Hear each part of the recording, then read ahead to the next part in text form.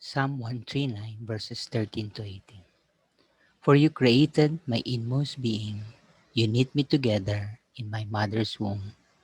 I praise you because I am fearfully and wonderfully made. Your works are wonderful. I know that full well. My frame was not hidden from you when I was made in the secret place, when I was woven together in the depths of the earth. Your eyes saw my unformed body. All the days ordained for me were written in your book before one of them came to be. How precious to me are your thoughts, O God! How vast is the sum of them! Were I to count them, they would outnumber the grains of sand. When I awake, I am still with you. Whenever I read this passage in Psalm 1:3, and maybe many of you have read this before, you get this warm feeling because it seemed to point to us that God made us special. No? And but not only that, because being a science teacher and a science person, okay, almost always, the thing that comes to mind whenever I read Psalm 139, this passage, is DNA, and that's why the picture is there. DNA, deoxyribonucleic acid. And why is that? Now let me just highlight a few words that help me to kind of connect this passage to DNA. First, the phrase "knit me together" and then "woven together." And many of you who are familiar with the structure of DNA, it's a double helix, right? It's actually intertwined. And there is that sense. Now, when I read that, I am reminded, oh wow, that's how God created me, the DNA of my body. And then I am fearfully and wonderfully made. Your works are wonderful, because the DNA, as you will see later, is really an amazing molecule, no, a macromolecule. But not only that, I was made in the secret place. Okay, the DNA is a very small molecule. Although it's a macromolecule, it's very small. And you don't see the DNA, just by looking at your body parts. And then the phrase "written in your book," and many of you know this. Sometimes the DNA is said to have the code of life. Information is written in the DNA. The fact that you are small or big, tall and short, you know, you have this color of your skin, and so those information are written in the DNA. I'd like for us to watch the short video about DNA.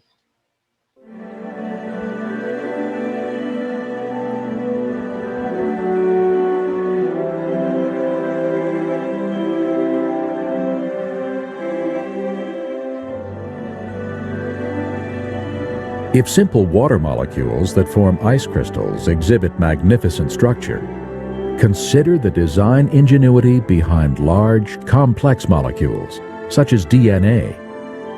DNA contains the blueprint for all life and is by far the densest information storage mechanism known in the universe. For example, the amount of information contained in a pinhead volume of DNA would fill a stack of books 500 times higher than from here to the moon. The program code and design of such an incredible system indicates a supremely intelligent designer.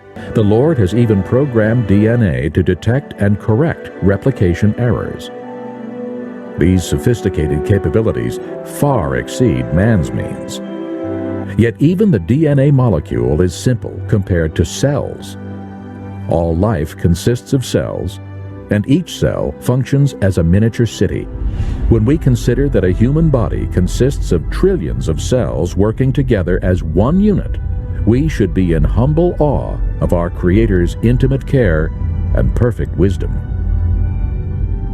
Now we have other, I want to share a few more amazing things about the DNA. Number one, if uncoiled and spread it out, it's about 6 feet long or about 2 meters. And if you put all the DNA molecules in your body end to end, okay, according to some estimates, the DNA would reach from Earth to the sun and then back over 70 times. And you know how far the earth is to the sun, right?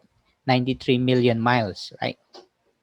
Second amazing thing or fact, in the body, the information is coded in these four letters, and the different combination is what accounts for who we are, the information in the human genome, they call it. And there are about 3 billion characters, no, as a result of the different variations or combinations. According to some estimate, if a person reads one character, like AGCT, okay, that's one character per second, it will take almost 100 years to finish reading the 8 billion characters contained in the human genome. That's amazing. And if you start young, you would be very, very old already by the time you finish. And then number three, amazing thing, scientists were able to store the sentence, it's a small world after all, in an artificial DNA. So based on that, scientists, particularly information scientists, they were able to estimate that the entire data of the world, information can be stored in only 4 grams of DNA. That's why it is said that DNA is the densest storage of information in the entire universe. Bill Gates, we're familiar with, says about DNA, DNA is like a computer program, but by far, far more advanced than any software ever created. So in summary, we're talking about scripture and science. In scripture, we're told that God created man in a wonderful, complex, and intricate manner. And we saw that particularly described in Psalm 139, verses 13 to 18. Science confirms this, or supports this idea of God making us, in a very special manner. Science says DNA has an intricately complex design. No doubt about that. So when you then begin to think about that, and you read Psalm 139, and whenever I read Psalm 139, all the more I am awed, all the more I am filled with praise. It gives me confidence for who I am, and you should too. Sometimes we think like we are not special, or I am a nobody, but here we find in Psalm 139 that God, our creator, took particular and special manner to design us, particularly our DNA. Let me add a few more things about Psalm 139. Earlier, I said the phrase written in your book seems to suggest or point to the fact that God designed DNA so that all the information needed for our body to work, to describe who we are, is found in the DNA. Imagine, right? That small thing, DNA, is able to write all the information. No? But not only that, when you read verse 17, you would have a greater appreciation of what this means. He says, how precious to me are your thoughts, oh God. How vast is the sum of them. You know why it is so vast? Because of the the idea that the DNA can contain so much information. In fact, it says that if we were to put the information in the DNA in a book, it would stack up all the way from here to the moon, right? How many times? 500 times, right? That's how much information there is, or that can be contained in the DNA. And that's why the psalm says, how vast is the sum of them? Because that's how God, our infinite and all knowing God, designed DNA to be. So much information.